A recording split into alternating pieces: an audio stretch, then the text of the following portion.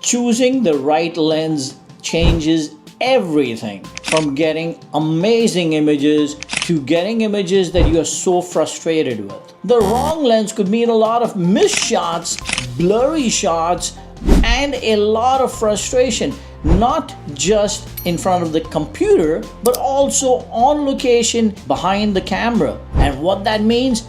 More bad shots. The right lens is an absolute game changer. You're going to be happy on location, you're going to come back, you're going to be happy with all the images that you get. Today I'm going to break it all down for you. What my clients are looking for, what I want to show them as an artist, and how it influences the decision of my lens choice. Hey guys, I'm a fashion and a wildlife photographer from New York, and I am here to make photography easy. Alright guys, so why do lenses matter? If I had a day, all day, I would sit in front of this camera and talk about why the lens matters, but we don't. So I'm going to give you 3 main reasons why lens matter, at least for me, and what questions do I ask myself before choosing my lens. I'm going to start with point 1, point 2, and yes, point 3 is going to be the decision maker. At least it is for me. Alright guys, so point number 1. Before I go out to photograph anything, I actually determine what I want my audience or my client to see. Do they want to see a close-up? Do they want to see a wide angle? Do they want to see environmental shots? What is it that they want to see? If I'm going to photograph a Arctic wolf, in my mind I'm saying to myself, you know, it's such a beautiful animal, I want to show the mane of the wolf, or I want to show the eyes of the wolf. Or if I'm going to photograph a bald eagle, I'm going to say, you know, I love to see the details in the feather, or I want to go and photograph this horse and I want to see the mane up and down, bouncing up and down.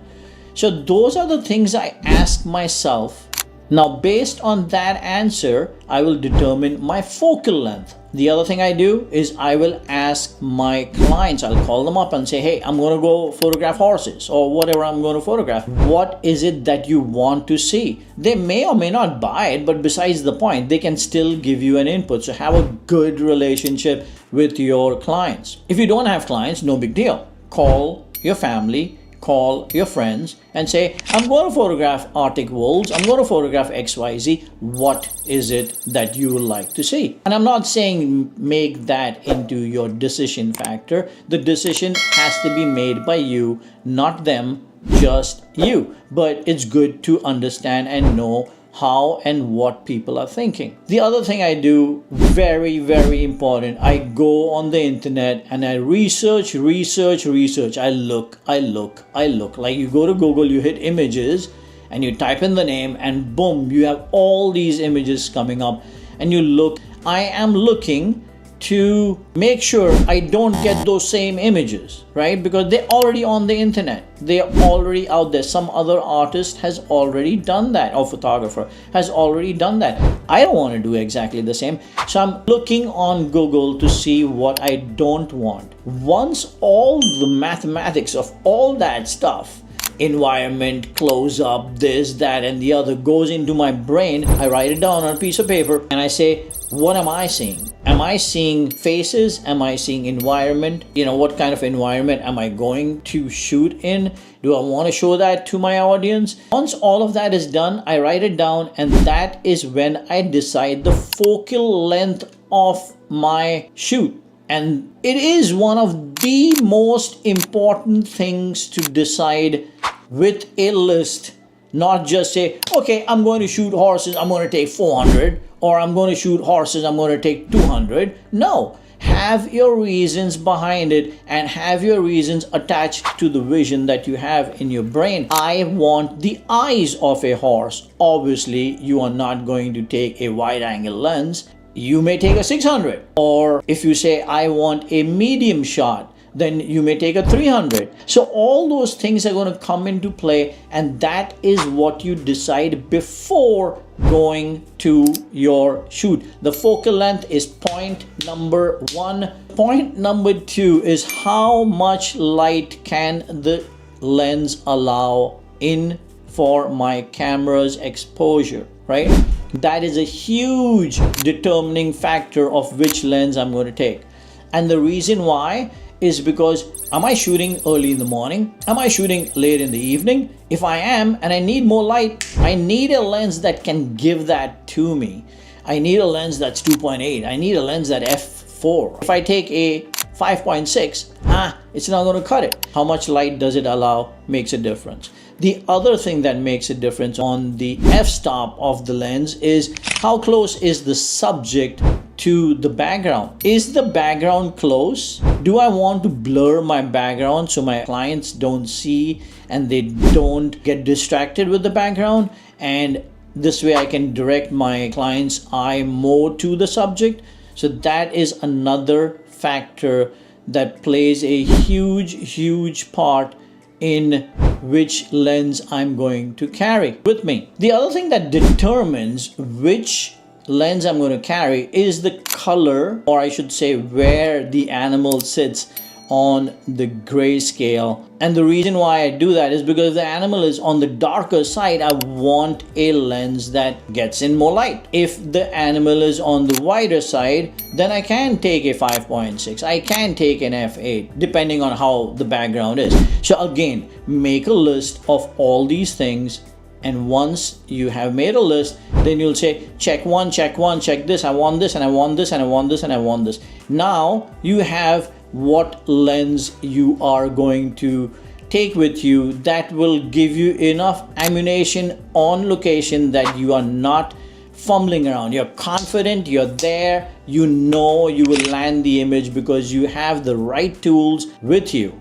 Just don't carry a lens. And on that point, when I say just don't carry a lens, the point that I had made in the previous video is that you don't have to own all these lenses. There are rental houses, and that's what you do. You go rent the lens you want, and that's the end of the story. Let me tell you something.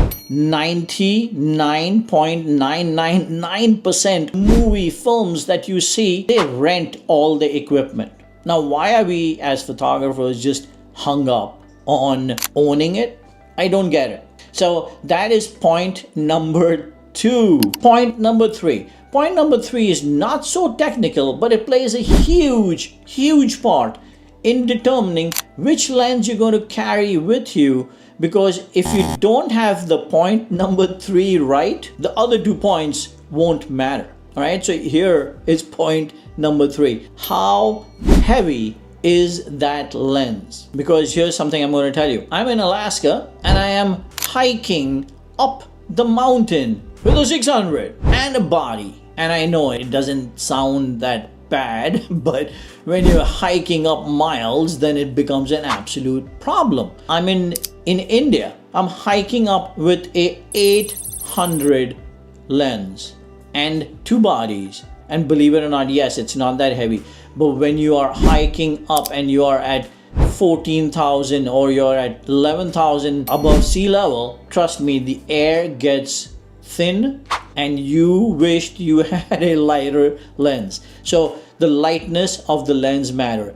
Technically, how it matters? If you have a light lens, you can handhold it. If you have a light lens, you don't need a tripod. Life is amazing. If you have a heavy lens, you need a tripod. You need a gimbal head. Your hands get fatigued and you just don't want to do it. If you have a heavy lens, then you will not be able to hike as much. So important. It doesn't sound so important because here we are in our homes getting prepared for our shoot and we feel like Superman, at least I do.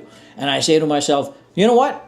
Awesome, I'm going to take the 800. But you know what? If I could take the 400, I would have got better photographs. Why? Because I would be able to carry it properly. That's why. Simple as that. If you don't have the tool in hand with you, how are you going to work? Right? So having an 800 lens, amazing. Can I use it? Are my hands shaking already? Yes. So the weight of the lens matters a lot. And I can't stress enough, especially if you're going on shoots where you got to hike, you got to tent, you got to do all that stuff. It just becomes absolutely impossible.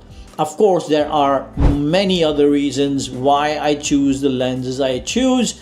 I will get over and let you guys know about that maybe in another video. But for now, these are the three main points.